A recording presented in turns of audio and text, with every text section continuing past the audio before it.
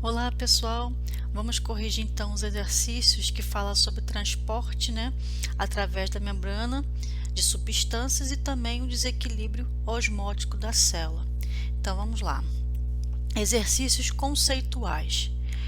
Descreva de modo geral os tipos de transporte existentes através da membrana, diferenciando. Então só existem dois tipos: o transporte passivo e o transporte ativo. O passivo não tem gasto de energia e o ativo tem. Então, como é que ficou a resposta?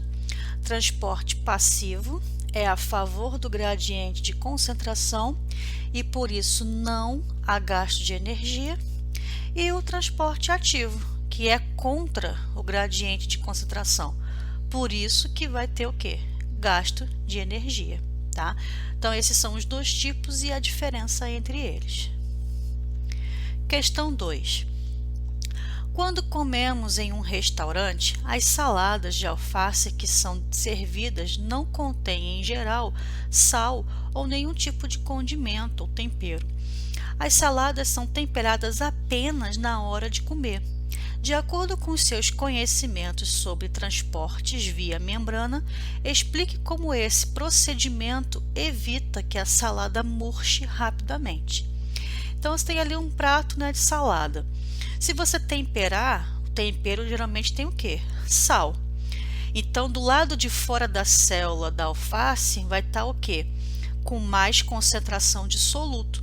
Então, a água que está dentro das células da alface vai querer sair para fazer o quê? Diluir aquele soluto todo, porque ali está o meio que hipertônico. Então, por isso que eles deixam para temperar a salada logo assim na hora que você vai comer, porque aí a alface não vai murchar e não fica aquele prato feio, Ainda mais no restaurante. Então, esse procedimento evita que o meio fique hipertônico por muito tempo, Aí não vai evitar o quê? Que a alface perca água e que ela fique murcha, tá? Questão 3. Numa situação em que substâncias são transportadas com gasto de energia, qual é o tipo de transporte envolvido? Ora, se tem gasto de energia, é um transporte do tipo ativo, Então, transporte ativo, pois o transporte das substâncias ocorre contra o gradiente de concentração delas. Então, está indo contra, então vou precisar de energia para forçar ali essas substâncias a passarem, tá? Por isso que é chamado de transporte ativo. Questão 4. Descreva os conceitos corretamente nas lacunas do texto abaixo. A prática de conservar frutas em caldas açucaradas e de salgar certos alimentos, como carne bovina e bacalhau, constitui-se no eficiente método de conservação de alimentos, contra a ação de organismos decompositores, como fungos e bactérias. Em ambos os casos, a adição de um soluto ao alimento produz um meio hipertônico. Assim, quando entram em contato com esse alimento, as células dos organismos decompositores acabam por perder a água pelo processo de osmose, tá? Então é só completar aí no exercício de vocês a frase, colocando essas palavrinhas aí que estão em vermelho. Questão 5. Aponte e explique a principal propriedade da membrana plasmática. A membrana plasmática ela tem várias funções, mas a principal delas é a permeabilidade seletiva, tá? Que é justamente a capacidade que ela tem de selecionar aquilo que entra e o que sai da célula. É ela que manda, E essa seleção, pode ser dada por afinidade eletroquímica ou também tamanho molecular. Então é a membrana que vai fazer esse processo, de triagem daquilo que entra e daquilo que sai. Então essa é uma das principais funções dela. É claro que existem outras, tá? Mas essa é a principal. Agora vamos entrar nos exercícios contextualizados. Primeiro, Em um experimento, um pesquisador coletou certa quantidade de água de um lago na qual havia vários exemplares de Paramécio aurelia, que é um tipo de protozoário, né? Foi dividida em 3 amostras de igual volume. Na amostra 1, acrescentou água destilada. Água destilada é praticamente água pura. Então, na amostra 1, eu tenho meio que isotônico. Na amostra 2, acrescentou alguns gramas de cloreto de sódio, ou seja, colocou um pouquinho de sal ali. Então, aquele meio ficou o quê? Hipertônico. E na amostra 3, um pouco mais de água proveniente do mesmo lago. Então, tem mais água do que soluto ali, então é um meio hipotônico, tá? Então, guarda essas informações. A amostra 1, isotônico, a amostra 2, hipertônico e a amostra 3, né, hipotônico. O pesquisador registrou as atividades dos vacúolos pulsáteis ou contráteis do paramécio de cada uma das amostras e obteve as curvas representadas no gráfico. Então, os protozoários, eles possuem, né, ali no seu citoplasma, uma estrutura chamada de vacúolo pulsátil ou contrátil. Para que serve essa estrutura? Já que os protozoários, eles naturalmente vivem em meio hipotônico, então a água vai entrar dentro da célula, porque vai ter mais soluto dentro do paramécio do que fora. Então a água não gosta de diluir, ela vai entrar para tentar fazer essa diluição. Só que se entrar, o que vai acontecer com esse paramécio ou com esse protozoário? A célula vai inchar e vai acabar acontecendo o quê? Estourando e o protozoário morrendo.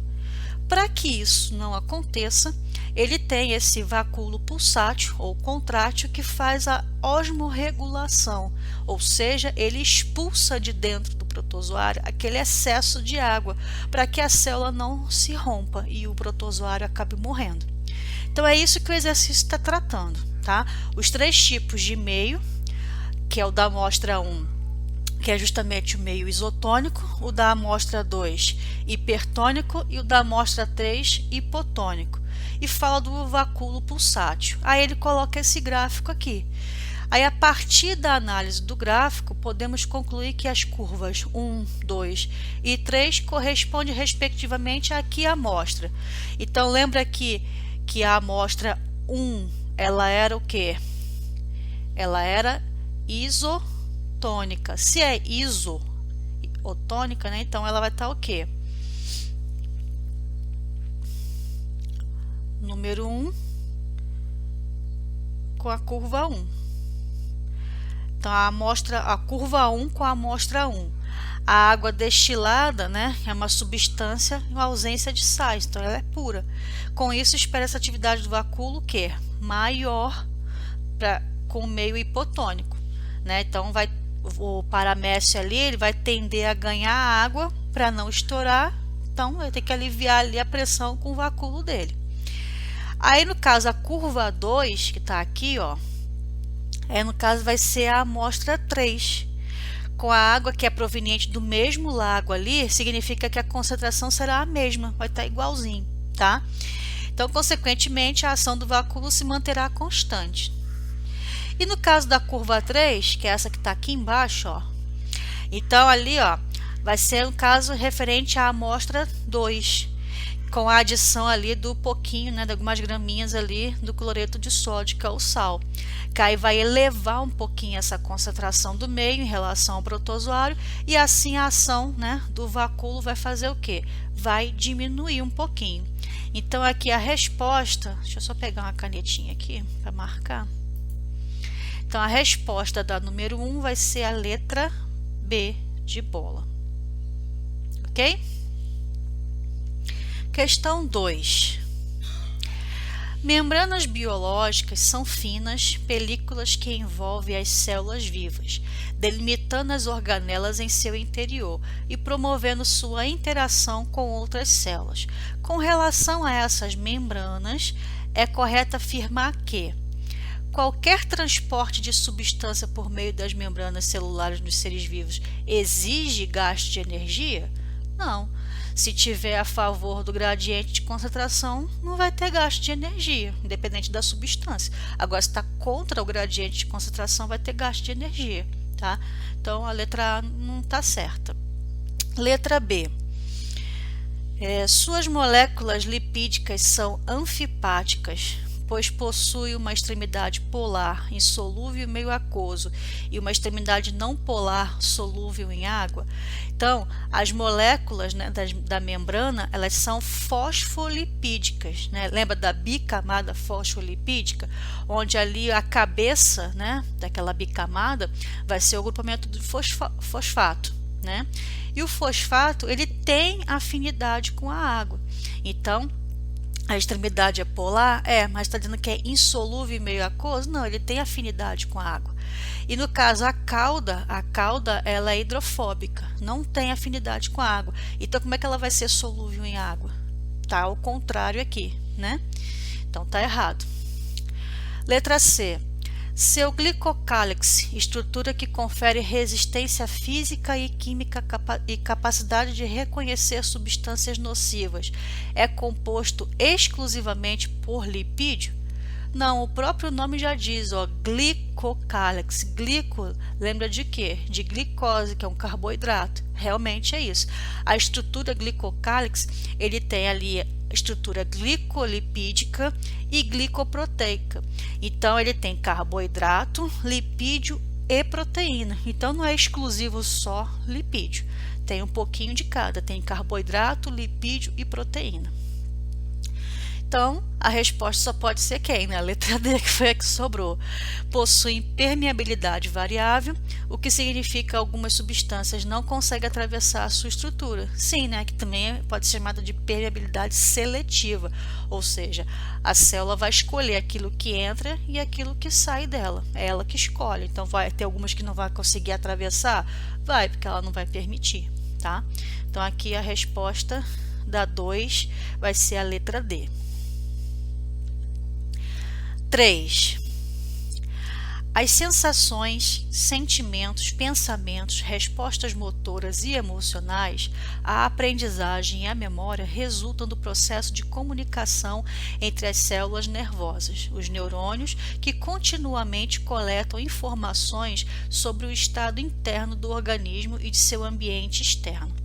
Essas células possuem a habilidade de processarem informações que controlam o fluxo de substâncias do meio intracelular, como íons de sódio e potássio, e realizam os processos de difusão e osmose em suas membranas.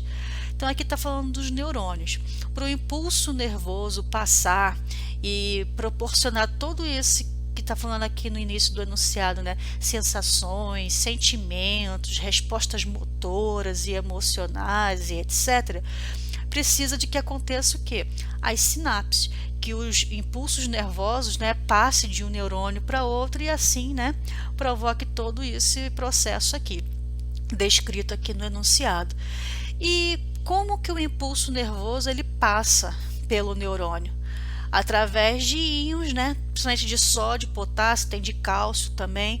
E isso aqui são concentrações de íons que vai fazer com que esses impulsos nervosos se movimentem. Então, segundo o texto, a comunicação entre essas células ocorre por meio de qual processo? Ora, se está falando de sódio e potássio, você lembra logo de quê? Da bomba de sódio e potássio, né? Que é um processo ali, né?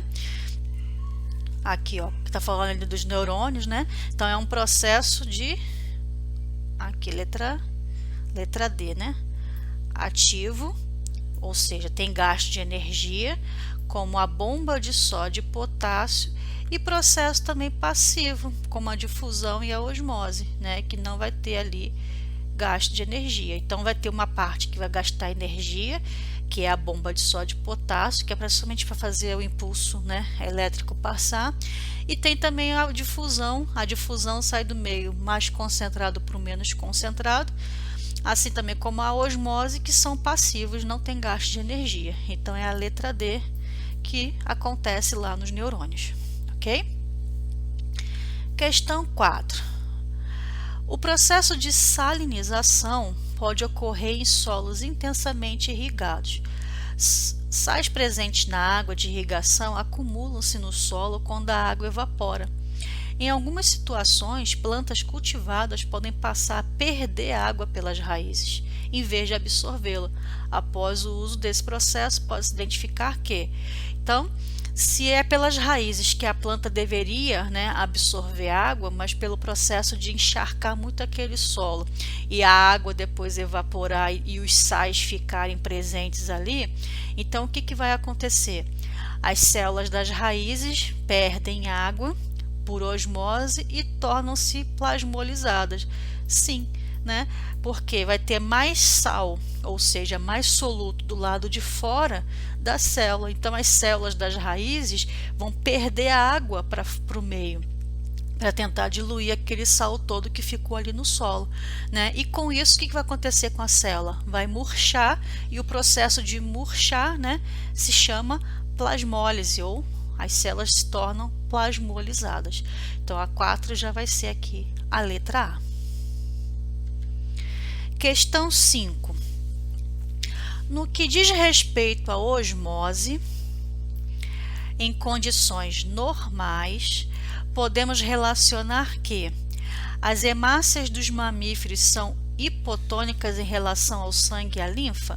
Não, não são hipotônicas. Elas vão ser o quê? Isotônicas, vai ter a mesma concentração, vai manter ali o equilíbrio, que inclusive já é a resposta aqui, a letra B, Então, as células dos animais superiores são isotônicas em relação ao sangue e à linfa. Então, mantém ali um equilíbrio, tá? Que é a osmorregulação. Letra B. A tabela a seguir compara a concentração de certos íons nas células de Nitella, Nutella não, hein, gente, não confunde não, é Nitella, que é um protozoário, aliás, é uma alga, e também a concentração, de íons que ficam ali na água do lago onde essa alga vive. Aí aqui tem uma tabelinha, tá? Concentrações de íons por miligramas por litro. Então, olha só, você observa aqui o que está presente na célula e o que está presente na água do lago. Você observa que a quantidade de íons está muito maior na célula do que no lago. Então, os dados permitem concluir o quê? Que as células dessa alga vai acontecer o quê? Está absorvendo, muito o quê? Muitos íons, desses sais do que deveria. E se na água do lago tem menos concentração, o que está acontecendo aí então? Essa diferença iônica aí só vai ser capaz de existir por quê? Porque está tendo transporte ativo, ou seja, indo contra o gradiente de concentração. Então está gastando energia. Então a tendência aí seria que os meios se igualassem, ficassem iguais. Mas como dentro da célula está muito maior do que do lado de fora, então esses íons estão sendo forçados a entrar, porque o processo normal seria o quê? Sair do mais concentrado para o menos concentrado, e não está acontecendo isso. Está permanecendo o mais concentrado do lado de dentro da célula do que do lado de fora. Então está acontecendo uma coisa assim que está forçando, esse processo acontecer, que seria o quê? O transporte ativo, Tá gastando energia para fazer isso, tá? Então a resposta da 6 vai ser a letra C. Esses íons, estão sendo absorvidos por transporte ativo, ou seja, por gasto, de energia. Não seria difusão, porque difusão teria que ser do mais concentrado para o menos concentrado, e não é o que está acontecendo. Por osmose, não, porque osmose é a relação da água, e aqui está falando de íons, tá? De soluto. Osmose é de solvente, ela absorve o solvente, que é a água. Aqui, íons de sais, no caso, são o quê? Solutos, então não pode ser por osmose. E como está fazendo o processo ali de gasto de energia, então só pode ser transporte ativo. Ok? A questão 7 agora.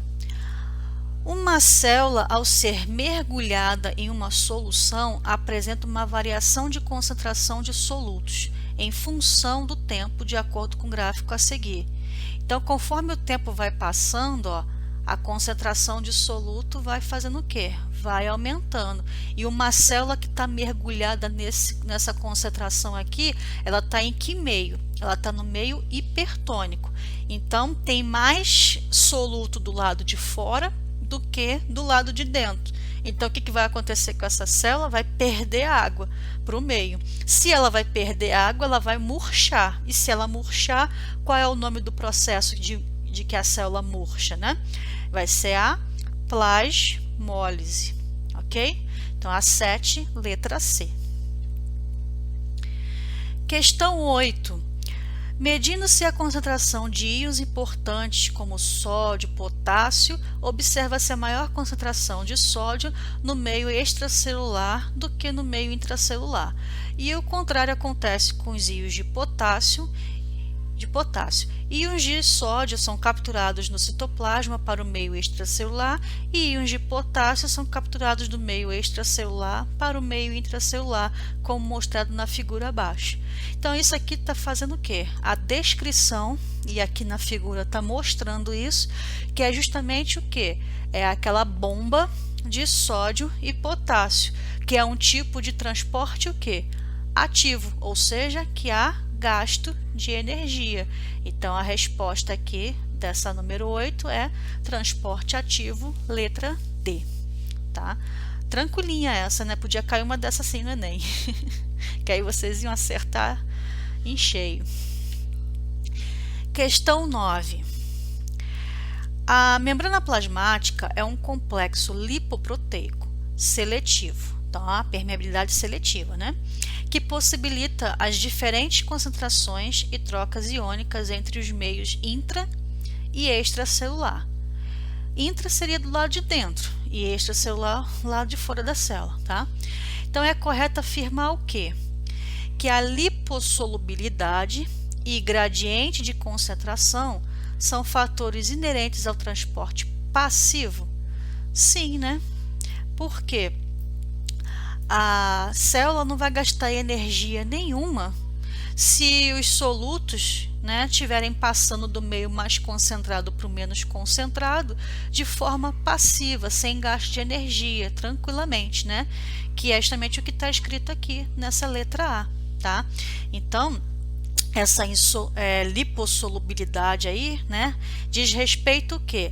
A capacidade da substância de difundir-se, né, através da membrana lipoproteica, tá? Sendo assim, então, uma característica fundamental para que ocorra o transporte passivo.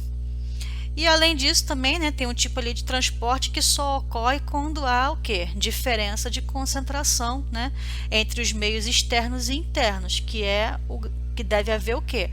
O gradiente de concentração, né? Que é esse que ele está falando aqui logo depois, que vai ser do meio mais concentrado para o menos concentrado. Então, está a favor do gradiente de concentração, por isso que não vai gastar energia, por isso que é um transporte passivo. Questão 10. As trocas de substâncias entre células se dá por intermédio da membrana celular, que apresenta semipermeabilidade, favorecendo o deslocamento da água e moléculas de acordo com a concentração dos meios. Em uma análise experimental, para simular essas trocas, 2 compartimentos, A e B, foram separados por uma membrana impermeável a solutos. Aí aqui tem um gráficozinho, né, que aqui está falando a relação do volume e aqui a relação do tempo. Então, aqui, ó, volume e aqui é o tempo. O gráfico acima, no caso do lado, né, porque eu tive que colocar do lado para ocupar aqui menos espaço e até que ficou pequenininho, né, mas dá para ver. Então, o gráfico acima representa a variação de volume do compartimento A. A partir da análise do gráfico, analise o processo envolvido e a concentração da solução no compartimento B no início do experimento. Então, o gráfico ele tá ali relaciona, né, o volume por uma quantidade de tempo. Então, ó, volume pelo tempo, tá? Então, a partir da análise é possível verificar uma diminuição, ó, tá caindo aqui o gráfico, ó. Tá vendo que ele começou aqui, ó, quase que um pouquinho depois do 6, foi caindo, até praticamente aqui, ó, chegou no 0. Então, foi diminuindo, né? Então, ó, uma diminuição do volume ao longo do tempo, né, no compartimento A, demonstrado ali que ocorreu justamente o processo de quê? De osmose, tá? Então já sei que é osmose. Então, ó, só pode ser a letra C ou a letra D. Essas duas aqui eu já descarto. Agora eu só preciso saber se foi hipotônica ou hipertônica, tá? Então a concentração do compartimento B no início do experimento era o quê? Hipertônica, porque olha onde que estava, lá em cima. Então eu já sei que aqui vai ser o quê? Hipertônica. Então a resposta aqui, ó, osmose e hipertônica, tá?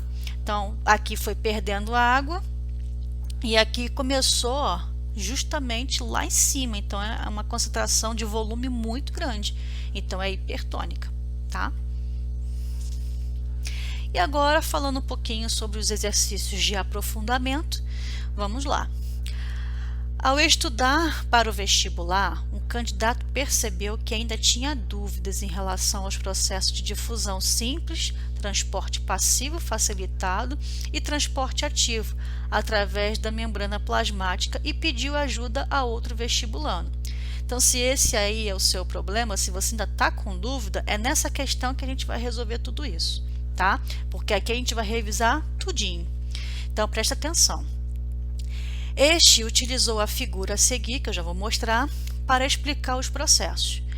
Para testar se o colega havia compreendido, indicou os processos como A, B e C e solicitou a ele que os associasse a 3 exemplos. Os exemplos foram: 1. Transporte iônico nas células nervosas. 2. Passagem de oxigênio pelas brancas de um peixe. E 3. Passagem de glicose para o interior das células do corpo humano. Então, a figura foi essa daqui, ó. Aqui está a membrana, tá, plasmática, e a gente sabe que a membrana ela tem algumas proteínas, né, de canal inseridas ali. É uma bicamada, então ela tem uma camada em cima e uma camada embaixo, bicamada fosfolipídica, com as suas proteínas ali inseridas a ela. Quando o soluto, né, passa do meio mais concentrado para o menos concentrado, então vamos fingir que aqui é mais concentrado e aqui menos concentrado. Por quê? Porque aqui do lado está me falando isso, ó.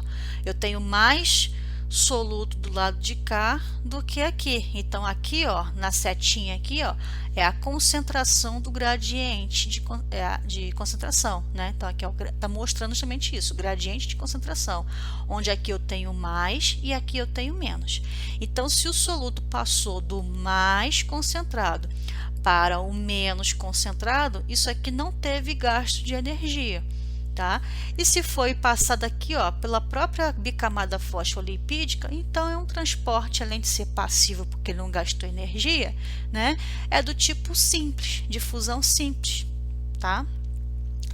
Quando a molécula aqui, né, de soluto também passa do meio mais concentrado para o menos concentrado, ou seja, a favor do gradiente de concentração, só que agora ela pega uma caroninha, né, ela pega um atalhozinho ali por onde? Por dentro de uma proteína, né, de canal.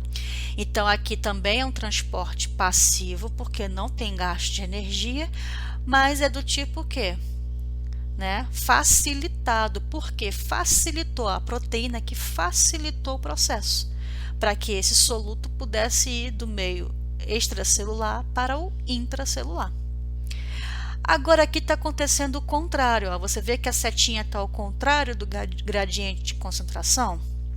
Então ela está contra o gradiente de concentração, porque o normal seria do mais concentrado para o menos concentrado. Só que aqui está indo ao contrário, do menos para o mais concentrado. Então aqui eu vou precisar gastar o quê? Energia para forçar a passagem desse soluto para fora da célula contra o gradiente de concentração. Se tem gasto de energia, então vai ser o quê? Um transporte ativo. E um exemplo de transporte ativo poderia ser a bomba de sódio e potássio, que inclusive acontece lá nos neurônios, né? Então agora vamos responder essas perguntas que tem aí. Letra A.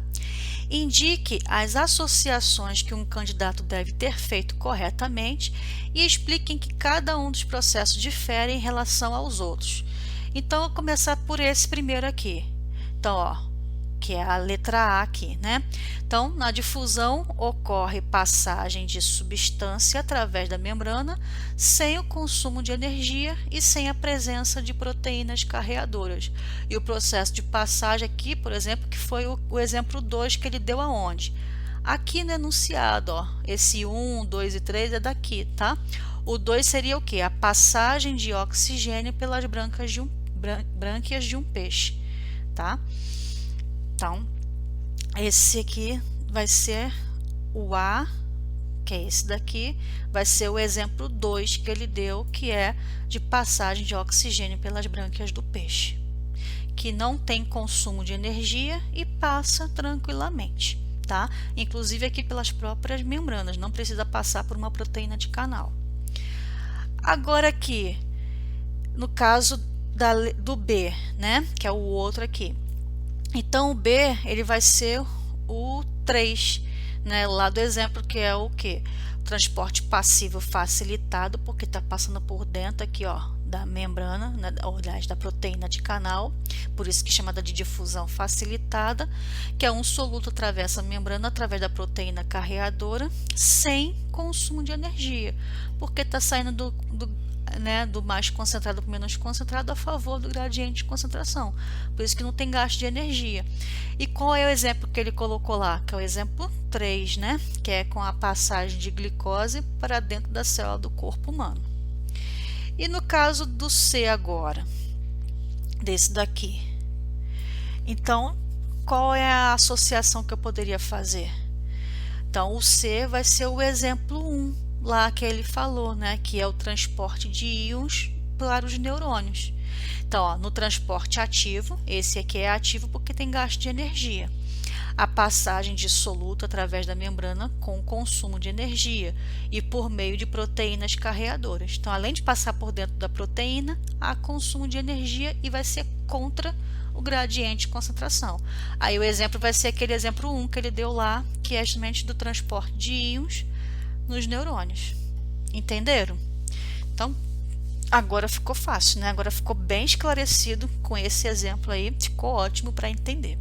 Que já falou de todos os 3 processos ao mesmo tempo, revisando aí toda a matéria. E a pergunta B. Em seguida, o candidato perguntou por que a alface que sobrou do almoço e tinha sido temperada com sal tinha murchado tão rapidamente.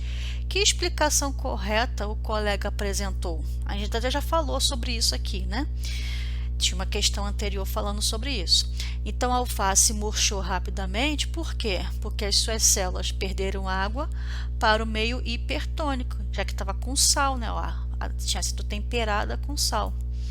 Então, por osmose, ela perdeu água. Tá? Então, por isso, se do lado de fora tinha mais sal do que do lado de dentro da célula, a água que gosta de diluir vai sair para tentar diluir aquele sal todo. E o que vai acontecer com a célula? Vai perder água, vai murchar. Tá? Por isso que a alface murchou tão rapidamente. Ok? Então, copiem a resposta aí no caderno de vocês e vamos para a próxima, que é a última, né? O manitol tem uma estrutura semelhante ao monossacarídeo manose. Por ter sabor adocicado, o manitol frequentemente é usado na confecção de balas e doces, ao contrário do açúcar comum. Porém, o manitol não é absorvido pelo intestino, de modo que a ingestão exagerada desses produtos contendo manitol pode causar o quê? Diarreia. Inclusive, né, o que médicos, né, se aproveitam dessas propriedades osmóticas aí do manitol e administram oralmente em altas concentrações para que a diarreia, né, resultante ali dessa não absorção do manitol faça com que limpe, né, esvazie o intestino dos pacientes para fazer exame de imagem, por exemplo, ou colonoscopia também, né? Então, ele está pedindo agora para você fazer o quê? Explicar de que maneira essas altas doses aí de manitol provoca diarreia. O que é uma diarreia? É umas fezes que é praticamente água pura. Se eu tenho muito soluto ali dentro do intestino, que no caso aí é o manitol, o que vai acontecer com a água que está presente nas células do meu intestino? Vai querer sair das células para poder fazer o quê? Diluir aquele manitol todo que estava ali. Muito semelhante, né, com o processo que acontece lá da alface que a gente viu no exercício anterior. Só que aqui, o que vai acontecer? Né? Além de provocar ali uma cólica forte, porque vai forçar as células do intestino a perder a água ali para diluir aquele manitol todo, né? Aí vai diluir também muito as fezes e as fezes vai sair com forma, né, diarreica, tá? Então a resposta aí é essa. O manitol é osmoticamente ativo e assim a alta concentração local faz com que a luz do intestino se torne o quê? Hipertônica em relação ao sangue. Então as células vão começar a perder água para tentar diluir aquele manitol todo ali. Então desse modo a água corporal é transportada para a luz do intestino, provocando o quê? A famosa diarreia, né? E provoca também um certo desconforto intestinal, né? Geralmente a pessoa fica ali com um pouquinho de cólica e tal, ok? Então é isso, pessoal. Ficamos por aqui. Se tiver ainda alguma dúvida sobre esse assunto, é só me mandar uma mensagem, tá? E até o próximo assunto. Tchau, tchau.